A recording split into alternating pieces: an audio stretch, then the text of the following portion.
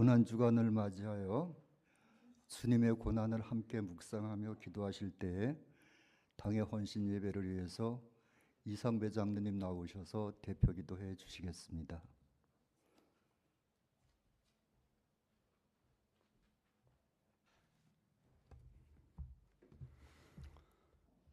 우주 만물의 주인이시며 창조주이신 여호와 하나님, 거룩하고 기쁨 충만한 예배를 위해 모인 이 시간 하나님께만 집중하고 만군의 여호와이신 하나님 한 분께만 영광 올려드리는 귀한 시간 되게 하여 주시옵소서. 우리의 삶이 비록 온전하신 주님의 뜻에 미치지 못하고 부족하더라도 더욱 담대하고 강한 믿음 주시고 매일매일 변화되어 언제 어디서나 주님의 영광된 자녀로 살게 하여 주시옵소서. 지난 2024년을 하나님의 보호와 은혜 가운데 보내게 하시고 2025년도 벌써 3월이 되어 당회원 헌신 예배를 허락하여 주심에 감사와 찬송을 올려드립니다.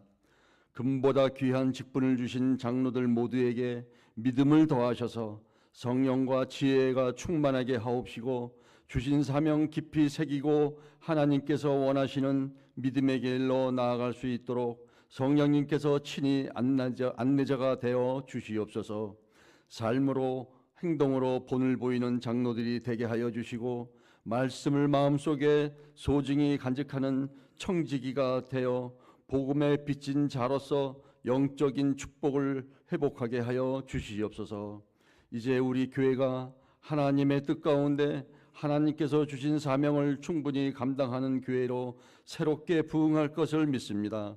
주님 앞에 겸손히 무릎 꿇고 간절히 기도하는 모습을 찾게 하옵시고 우리 교회 모든 성도 모두에게 지혜를 허락하사 세상 것에 즐거워하기보다는 하나님과 동행하는 삶에 더욱 벅찬 감동이 있음을 알게 되기를 소원합니다. 이 시간 김은주 전도사님을 통하여 선포하시는 하나님의 말씀을 통하여 주시는 말씀을 온전히 담을 수 있는 정결한 그릇으로 비워지게 하여 주시고 우리의 삶의 푯대로 삼기를 결단하는 복된 예배가 되게 하여 주시옵소서. 오늘 헌신 예배를 통하여 당 회원뿐만 아니라 우리 교회 모든 하나님의 자녀들이 하나님께서 주시는 말씀에 순종하여 나아가는 길 위에 하나님께서 손잡아 주시고 인도하여 주셔서 하나님의 뜻 가운데 새 소망을 갖고 새롭게 보내는 2025년이 되게 하여 주시옵소서. 시온 찬양대 찬양을 기뻐 받으시며 우리의 삶을 주장하여 주시는 하나님을 찬양하며 우리 주 예수 그리스도의 거룩하신 이름으로 기도드립니다. 아멘.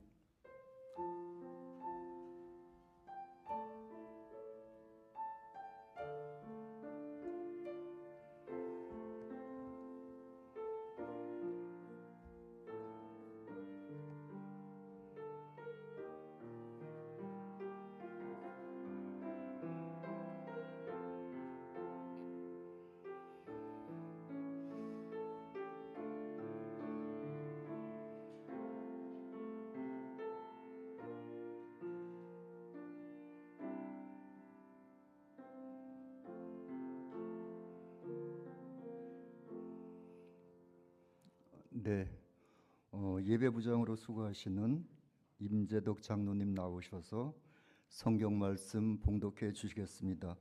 봉독하실 말씀은 시편 23장 1절에서 6절까지의 말씀이 되겠습니다. 가지고 계시는 성경 818면입니다.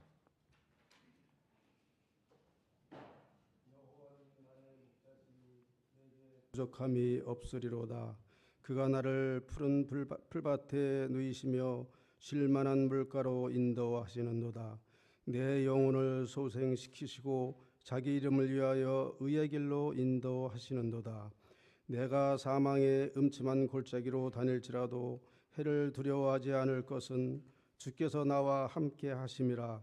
주의 지팡이와 막대기가 나를 안위하시나이다. 주께서 내 원수의 목전에서 내게 상을 차려주시고 기름을 내 머리에 부으셨으니 내 잔이 넘치나이다. 내 평생의 선하심과 인자하심이 반드시 나를 따르리니 내가 여호와의 집에 영원히 살리로다. 아멘. 네, 귀하신 하나님의 말씀 감사드립니다. 다음은 오늘 당해온 헌신 예배를 위해서 시온 찬양대 찬양해 주시겠습니다.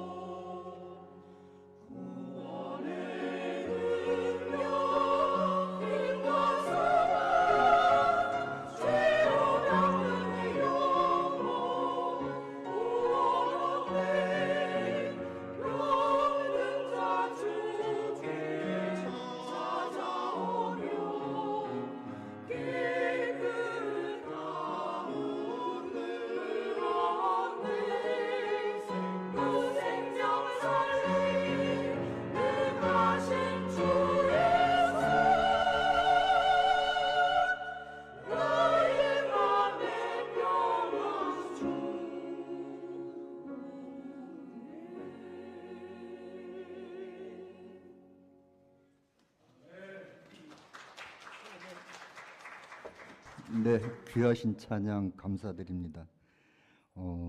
김은주 전도사님 나오셔서 당의 헌신 예배를 위해서 주님과 함께 영원이라는 제목의 말씀 증거하실 때 함께 은혜 나누시는 귀한 은혜의 시간이 되시기를 소망합니다.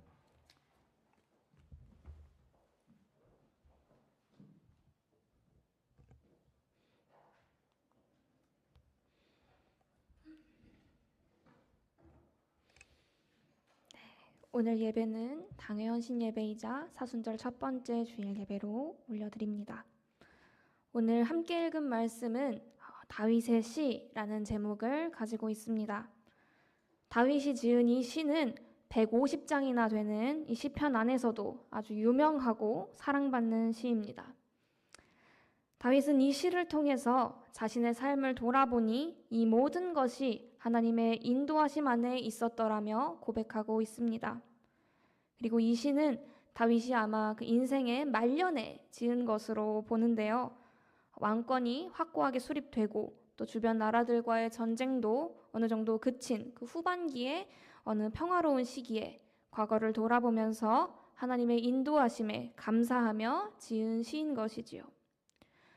그렇다면 다윗은 어떤 인생을 살았을까요?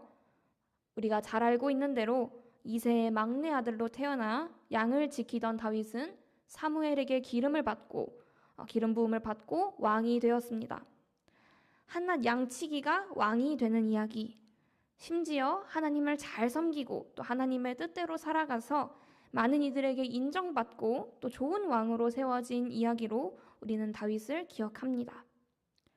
하지만 그의 인생을 하나하나 뜯어보면 그 모든 과정은 그렇게 순탄하게 풀리지 않았음을 알 수 있습니다. 한번 생각해 볼까요? 사무엘이 집에 찾아와서 모든 자식을 데려오라 이렇게 말했는데 이새는 다윗을 부르지 않았습니다. 사무엘이 모든 아들들을 다 보고 뒤늦게 다시 남은 아들이 없느냐 물었을 때 그제서야 그 아이는 양을 치고 있다라며 뒤늦게 그를 찾습니다. 이것을 통해 보면 아마 그는 집에서 특히 아버지에게 그렇게까지 인정받는 아들은 아니었을 수도 있겠습니다. 또 다윗은 어린 나이에 심부름을 하기 위해 전쟁에 나간 형들을 만나러 갔다가 골리앗을 상대하게 됩니다. 대략 한 3m 정도 된다고 하는 골리앗을 아주 작고 어린 다윗이 물맷돌 하나를 들고 상대해야 했습니다. 하나님을 의지하며 자신의 발로 그 자리에 나아가긴 했지만 일반적으로 보았을 때 이 일은 다윗과 같은 어린아이가 감당할 만한 일은 아니었습니다. 그리고 이후에 결국 다윗이 이스라엘의 왕이 되기는 하지만 그 전까지 다윗은 사울 왕에게 목숨을 위협받으며 쫓기는 생활을 했습니다. 심지어 왕이 된 후에는 2번의 반란이 일어났는데요. 심지어 그중 한 번은 자신의 아들인 압살롬이 반란을 일으켜 그는 또다시 도망 생활을 하기도 합니다. 이렇게 보면 다윗의 생애는 정말 다사다난했다라고 표현하는 게 아주 잘 어울리는 삶이 아닐 수 없겠습니다. 오랫동안 계속되었던 고난과 이 투쟁의 시절을 다 보낸 후에 드디어 평화롭게 보내는 어느 말년의 날, 다윗은 이 시로 하나님을 찬양합니다. 다윗은 시를 통해 인생의 주인이시자 인도자 되시는 하나님과 또 그분을 따르는 자신 사이를 목자와 양의 관계로 비유하며 노래하고 있습니다. 푸른 초장과 맑은 물가로 양들을 인도하던 양치기로 지냈던 자신의 젊은 과거를 회상하고 또 어려움이 많았던 자신의 인생에 그런 목자가 되어주셨던 하나님을 찬양하고 그 하나님의 영원한 축복을 확신하는 노래를 부르고 있는 것이지요. 이 시에서는 이 시의 분류를 구분하게 될 만큼 아주 2가지의 고백이 분명하게 드러나고 있습니다. 바로 감사와 확신인데요. 다윗은 자신의 목자 되시는 하나님을 향한 감사와 또 그로 인한 확신을 이야기합니다. 오늘 이 시간에는 이어진 이 2가지의 고백을 깊이 있게 살펴보고자 합니다. 먼저 다윗은 선한 양육자이자 인도자이신 주님은 우리의 부족함을 모두 아시고 채우시는 분이심을 고백했습니다. 그리고 이 점을 자신의 인생 안에서 그 굴곡 안에서 찾아 설명하고 있습니다. 본문 1절을 보면 다윗은 자신을 양으로 하나님을 목자로 비유하며 감사를 표현하는데요. 이 감사에는 자신을 돌볼 양으로 불러주셔서 선택하셨다는 것 그리고 인도하여 주시는 것에 대한 감사가 담겨 있습니다. 이것은 하나님의 백성으로 삼아주신 그 자체에 대한 감사의 고백이자 또 그 인도하는 그 모든 여정에 대한 감사가 담겨 있는 것인데요.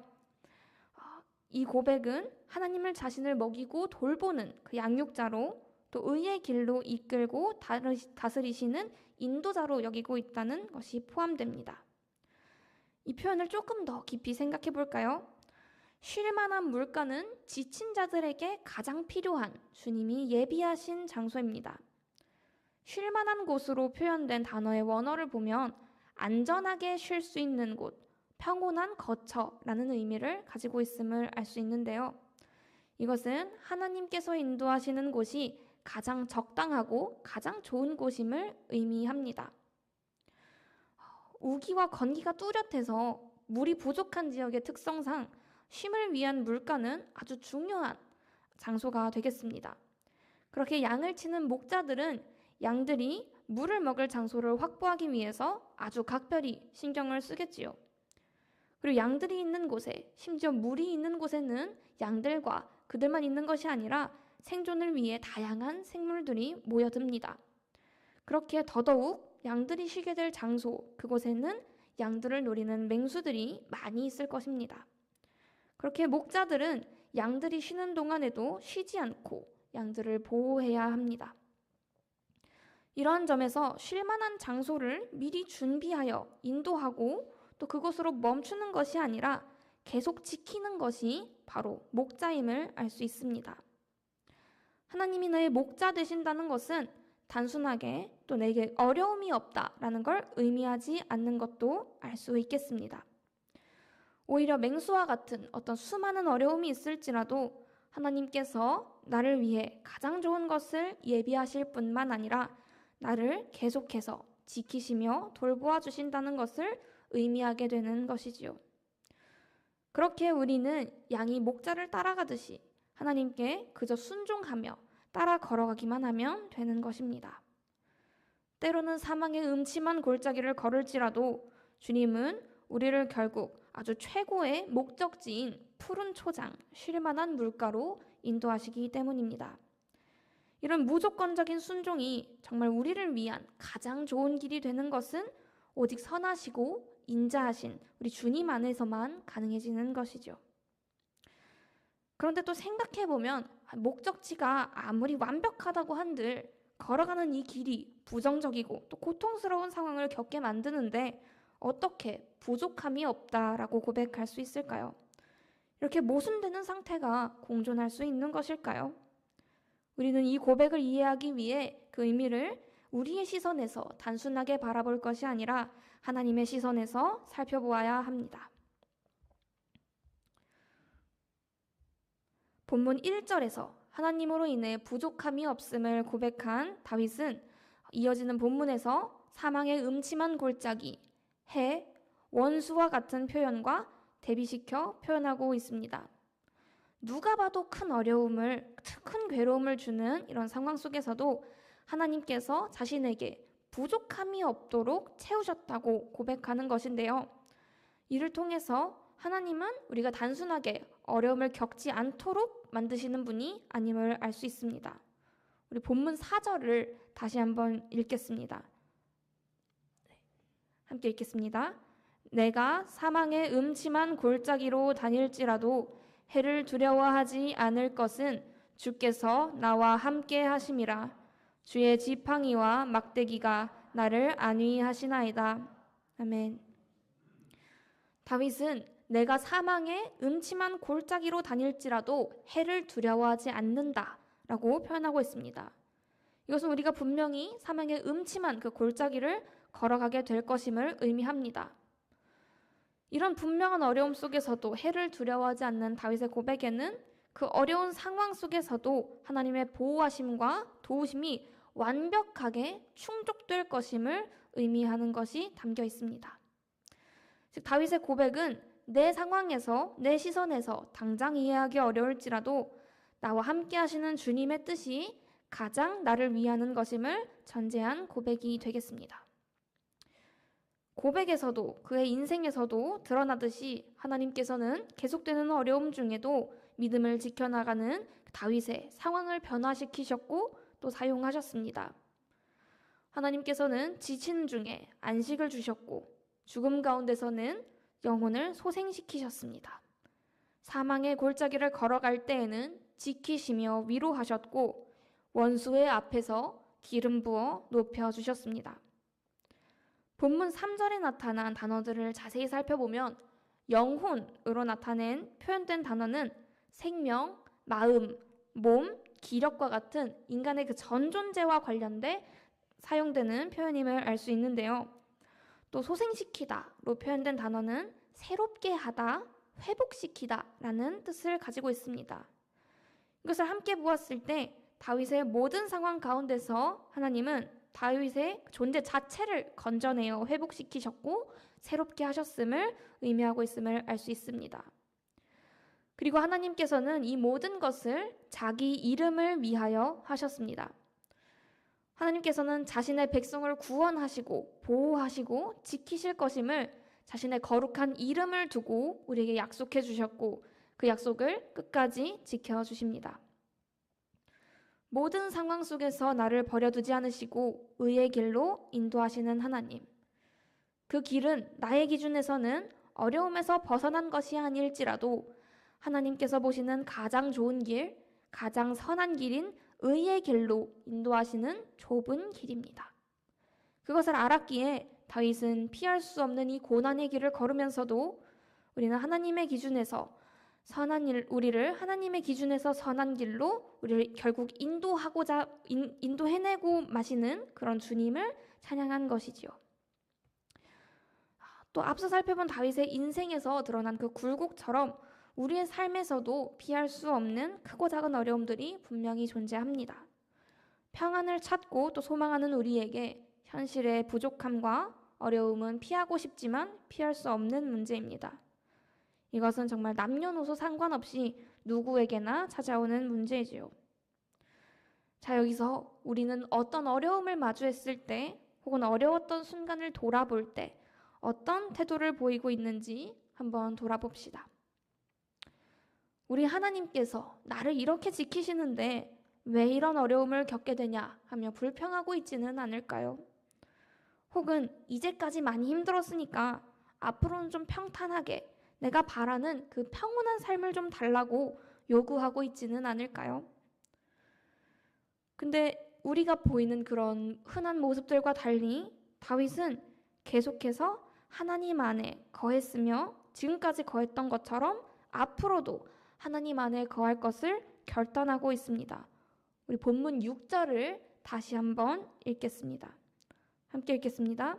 내 평생의 선하심과 인자하심이 반드시 나를 따르리니 내가 여호와의 집에 영원히 살리로다. 아멘. 특별히 이 결단을 다윗은 여호와의 집에 영원히 거할 것이라는 표현을 통해서 드러내고 있는데요. 여호와의 집에 영원히 머문다라는 이 표현은 단순하게 언약궤를 둔 그 성막에 거하겠다는 공간적 의미가 되기도 할 것입니다. 하지만 한편으로는 그 공간적인 한계를 넘어서 삶의 전 영역에 있어서 하나님과 더 깊은 관계를 가지겠다는 고백이 되기도 하죠. 특히 여호와의 집이 이스라엘에 있어서 공동체를 나타내는 어떤 보편적인 표현이었다는 점에서 생각해 봤을 때 다윗의 이 고백은 하나님이 기뻐하시는 거룩한 공동체의 일원으로 하나님을 섬기는 삶을 살겠다는 고백을 올려드린 것으로도 보입니다. 심지어 이 고백에 사용된 내가 거하리로다 라는 표현의 원어는 완료형으로 쓰이고 있는데요. 이 언어를 이렇게 생각하면 좀 어렵지만 완료형의 표현은 주로 이미 이루어진 것, 즉 과거를 표현할 때 사용합니다. 하지만 다윗은 과거를 나타내는 표현을 영원히라는 미래적 표현과 함께 사용하며 이 고백이 미래의 의미를 가지게 합니다. 즉 다윗은 자신이 앞으로 하나님의 집에 영원히 거하는 것이 이미 완료된 것처럼 변하지 않을 다짐이라는 것을 표현하고 있는 것이지요. 이것은 강한 다짐의 의미이기도 하며 한편으로는 자신의 능력이 아닌 하나님의 능력이 그것을 가능하게 할 것임을 고백하는 것을 내포하고 있는 것으로도 볼 수 있겠습니다.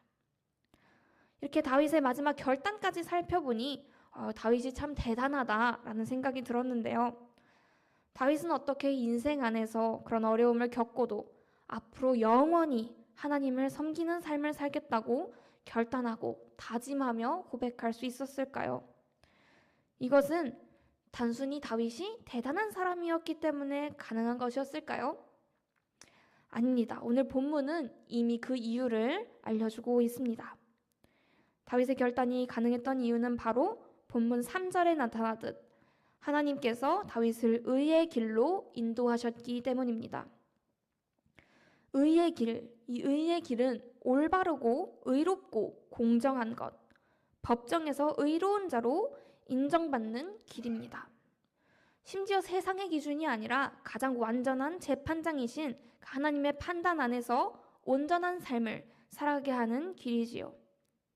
이런 어렵고 좁은 길을 단 살아낼 수 있도록 하나님은 우리를 친히 인도하십니다. 인도하신다는 것은 단순하게 길을 알려준다거나 방법을 알려준다는 의미가 아닙니다. 오히려 앞서가며 안내하는 것을 의미하지요. 그렇습니다. 우리는 우리의 힘으로 홀로 의를 행하기 위해 분투하는 것이 아니라 하나님이 인도하시고 먼저 걸어가신 그 의로운 길로 따라 나아갈 수 있게 되는 것입니다. 다윗은 이것을 알고 있었기 때문에 그저 감사하며 순종하는 마음으로 영원히 주의 집에 살리라 고백하고 다짐할 수 있었던 것이지요. 이제 말씀을 정리하고자 합니다. 다윗의 인생을 쭉 돌아보면 그의 인생은 객관적으로 완전히 채워져 있지 않았습니다. 완전한 평안이 아니었습니다. 그러나 다윗은 부족함 없이 채우시는 하나님, 선한 목자 되시며 의의 길로 인도하시는 하나님을 절대적으로 믿으며 높여드렸습니다.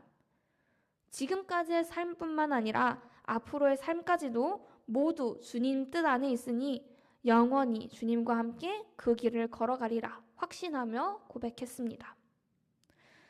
사랑하는 수지광성교회 성도 여러분, 다윗의 이 고백이 우리의 고백이 되길 소망합니다. 오늘 이 예배는 당회 헌신 예배로 드리고 있기도 하지만 특별히 사순절 첫 번째 주일이기도 합니다. 사순절은 우리의 구원자로 오신 예수님을 기억하며 예수님의 고난에 동참하는 시기입니다. 다윗의 인생에서도 나타났듯이 여호와의 집에 거하는 것은 그저 평탄한 길이 아닙니다. 물론 어느 순간 돌아보면 그 모든 어려움의 순간들마저도 하나님의 은혜였노라, 인도하심 가운데 넉넉히 승리하였노라 고백하게 되기는 합니다. 하지만 매 순간 현실을 살아가야 하는 우리는 그것을 알고 있음에도 불구하고 영원히 주님 앞에 그 길을 걷겠노라 확신하기 어렵습니다. 생각해보면 우리는 주님의 길을 걷는 것에는 동의하지만 영원히 걷는 것에는 자신 없어 하는 듯한 말들을 쉽게 하곤 합니다. 이제 나는 힘이 들어서, 이제 나는 나이가 들어서, 이제 나는 좀 바빠져서, 이제 나는 누군가에게 넘겨줄 때가 된 것 같아서, 이렇게 우리에게는 계속해서 그만해야 할 것 같은 이유들만 늘어납니다. 그래서 우리는 이제 주님께 이제 그만둘래요, 이젠 좀 쉬고 싶어요 하며 약한 소리를 하곤 합니다. 지금까지 물론 너무 감사하고 좋았지만 이제는 조금이라도 덜 힘들고 조금이라도 덜 어려운 길이 주어졌으면 하는 마음, 그 마음이 자꾸만 생기는 것이죠. 하지만 그럼에도 불구하고 여호와의 집에 영원히 살리라 고백하고 다짐하는 저와 여러분 되길 소망합니다. 다윗처럼 우리의 삶을 돌아보며 우리를 인도하신 하나님을 기억하고 감사하고 예수님의 그 고난에 동참하여 따르는 길인 의의 길로 인도하시는 우리 주님께 순종할 수 있기를 원합니다. 특별히 사순절을 맞이하여 죽음에까지 이르도록 십자가를 지시고 그 순환을 견뎌내신 우리 예수님을 닮아 예수님의 고난에 동참하며 따르는 길을 영원히 따라가겠노라 다짐하며 결단하는 우리 되길 소망합니다. 우리를 불러주시는 것도 인도하시는 것도 앞으로의 길마저도 지금까지의 삶도 모두 예비하시고 이끌어주시는 분이 바로 선한 목자 되신 우리 주님이십니다. 우리의 기준에서 바라보면 힘든 일, 절망할 일 투성이인 인생이지만 주님의 시선에서는 가장 좋은 길, 가장 옳은 길인 주님과 함께 걸어가는 길로 나아가는 여정입니다. 우리의 인생 안에서 비록 이해할 수 없는 부분들까지도 모두 하시고 변화시키셨으며 사용해 오신 분이 우리 주님이심을 기억합시다. 그런 주님을 따라서 모든 상황 가운데 함께 앞서 걸어가신 그 걸음을 멈추지 말고 여호와의 집에 영원히 살아갑시다. 주님의 집에 거하는 것, 주님과 함께하는 것은 우리의 힘과 능력으로 되는 것이 아니라 의의 길로 인도하시는 우리 주님으로 인해 가능한 것입니다. 그렇게 감사와 찬송으로 의로우시고 선한 목자이신 우리 주님을 높여드리며 인도하심에 양처럼 순종할 수 있기를 바랍니다. 함께 기도하시겠습니다. 사랑과 은혜가 풍성하신 하나님 아버지 감사합니다. 우리의 모든 삶을 돌아보며 또 다윗의 삶을 돌아보며 그 모든 길 가운데 주님이 함께 하셨음을 고백합니다. 그리고 앞으로 나아가게 될 우리의 모든 삶에도 주님이 함께 하심을 고백합니다. 주님, 우리는 비록 주님을 알고 주님을 사랑하지만 그럼에도 우리가 너무 연약하여 주님을 자꾸만 잊어버리고 또 그 어려움에 빠져 주님의 길을, 주님 안에 거하는 그 길을 영원히 걷고 싶지 않아 합니다. 자꾸만 평안한 길을, 세상의 기준에서 좋은 길을, 내가 보기에 탐나는 길을 가고자 합니다. 하지만 주님, 우리가 계속하여 주님 안에 거하길 소망합니다. 우리가 주님 뜻대로 주님 걸어가신 그 길을, 주님이 인도하시며 앞서 나아가신 그 길을 따라 걸어가길 소망합니다. 우리가 영원히 주님 안에, 주님의 성전에, 여호와의 집에 거하길 소망합니다. 주님, 우리의 모든 길을 인도하여 주신 그 주님의 의로우심을 우리가 신뢰하며 순종할 수 있도록 우리의 모든 발걸음을 인도하여 주시옵소서. 우리를 가장 좋은 길로, 가장 우리를 위한 길로 누구보다 우리를 잘 아시는 주님께서 인도하심을 믿습니다. 우리가 주님으로부터 멀어지지 않도록 우리를 도와주시옵소서. 감사드리며 예수님의 이름으로 기도합니다. 아멘.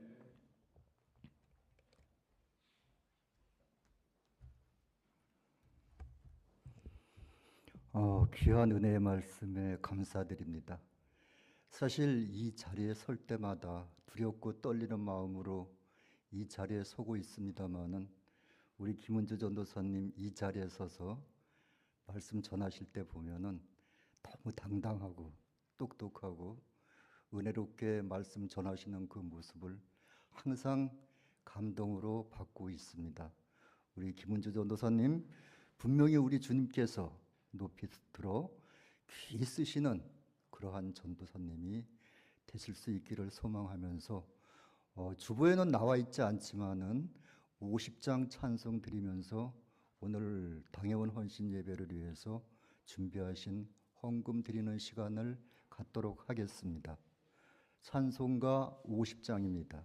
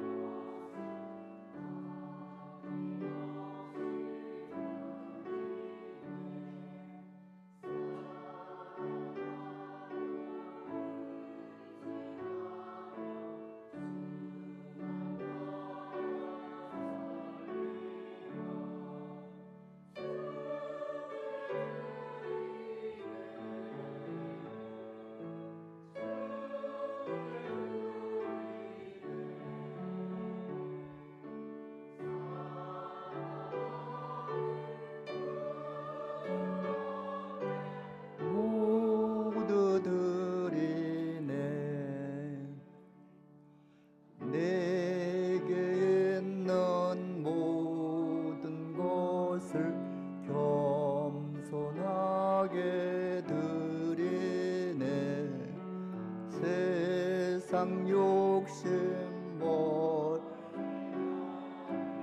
나를 받아 주소서.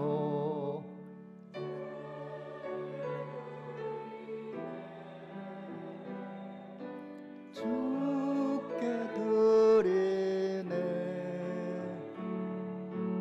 사랑하는 모두 드리네 내게 있는 모든 것을 주를 위해 드리네.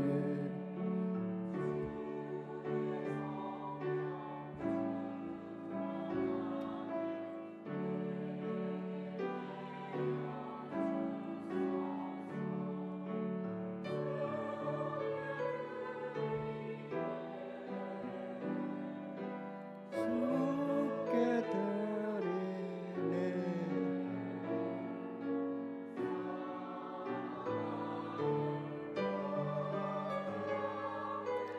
모두 드리네. 아멘.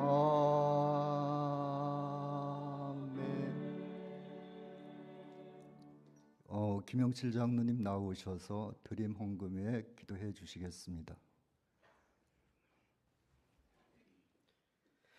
사랑의 하나님, 오늘 당의 헌신 예배를 드립니다. 우리가 이 보배를 질그릇에 가졌으니 이는 심히 큰 능력은 하나님께 있고 우리에게 있지 아니함을 알게 하려 함이라. 고린도후서 4장의 말씀. 질그릇이 깨어져야 더 큰 보화를 담을 수 있듯이 우리 당 회원들이 깨어지고 부서지며 더욱 헌신하고, 그래서 우리 교회가 더 풍성해지게 하옵소서. 주님께서 주신 모든 은혜와 축복에 감사하며 우리의 마음과 정성을 다해 이 예물을 드립니다. 이 예물이 우리 교회와 이웃에게 축복이 되어 하나님 뜻을 이루는 데 사용되며 주님의 뜻 안에서 온전히 쓰임 받기를 소망합니다. 우리의 손길과 마음이 주님의 뜻을 따르며 그 안에서 놀라운 하나님의 은혜를 우리 모두 경험하게 하옵소서. 이 모든 말씀 우리 구주 예수 그리스도의 이름으로 기도드립니다. 네, 당회원들 모두 나오셔서 특송 드리도록 하겠습니다.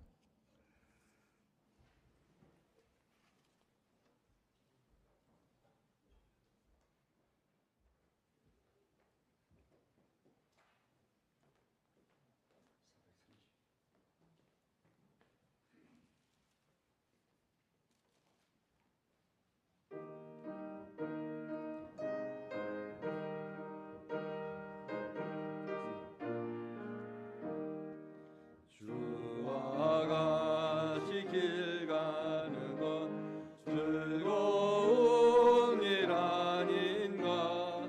우리 주님 걸어가신 발자취를 밟겠네. 한 걸음 한 걸음 주 예수와 함께 날마다 우리 걸어가리. 어린아이 같은 우리 미련하고 약하나 주의 손에 이끌려 생명길로 가겠네. 한 걸음 한 걸음 주 예수와 함께 날마다 우리 걸어가리.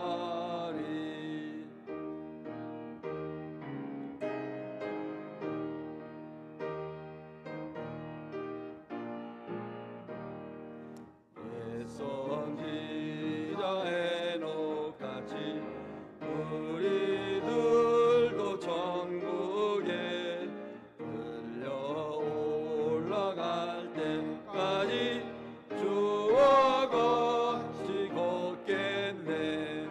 한 걸음 한 걸음 주 예수와 함께 날마다 우리 걸어가리.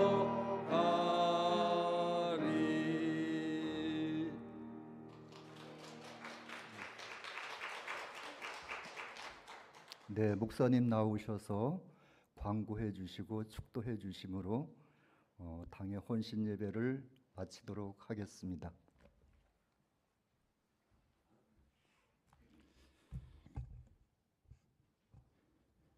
우리 그 항전직 투표한 결과는 주보에 다음 주 주보에 싣고 다음 주부터 교육에 들어가도록 그렇게 하겠습니다. 오늘 2부 때 나온 그 폴란드 즈비색이라는 사람, 또 그 딸 소피아, 그 부인 이름은 잘 모르겠는데 참 그거 보면은 오게 된 게 제가 저희 학교, 제가 이사장이었던 학교에 언어 외국인 학생들 1년 반, 1년 반인가 시키는 걸 제가 장학금을 좀 주라. 그래서 공부를 마치고 인사하러 온 거예요. 그냥 지나와도 되는데 내가 또 그 이사장도 그만두고 제가 고등학교 있을 때는 30명한테 3개월마다 한 번씩 나오는 등록금 30명에게 큰 거거든요. 우리 교목실에서 장학금을 줬는데 졸업식 날 인사한 학생이 지금까지 없어요. 지금까지도. 그러니까 참 뭐 창피해서 그런지 미안해서 그런지 모르지만은 그래도 인사 졸업하게 돼서 감사합니다. 뭐 하나님께 하면 되지. 근데 그 소피아가 글쎄 폴란드 초콜릿을 한 상자 가져왔더라고. 제가 졸업을 하고 세종대학교 그 애니메이션 그 전공하러 들어갔다고. 그래서 부모님과 같이 인사하러 온 거예요. 그래서 야, 참 그래도 은혜를 잊지 않는 게 참 대단하다. 그래 생각을 했죠. 그러니까 뭐 그런 인간관계에서 오는 그런 건 떠나서 우리가 좀 하나님께 받은 은혜가 많잖아. 또 그걸 항상 잊지 않고 감사하고 그런 게 좀 중요합니다. 기도하겠습니다. 이제는 우리 주 예수 그리스도의 은혜와 하나님 아버지의 크신 사랑과 성령님의 교통하심이 오늘 당의 헌신 예배를 통해서 헌신을 다짐하는 우리 당회원들, 또 함께 참여하는 우리 성도들, 또 우리의 한 주간의 삶 위에 이제로부터 영원토록 함께 하옵시기를 간절히 축원하옵나이다. 아멘.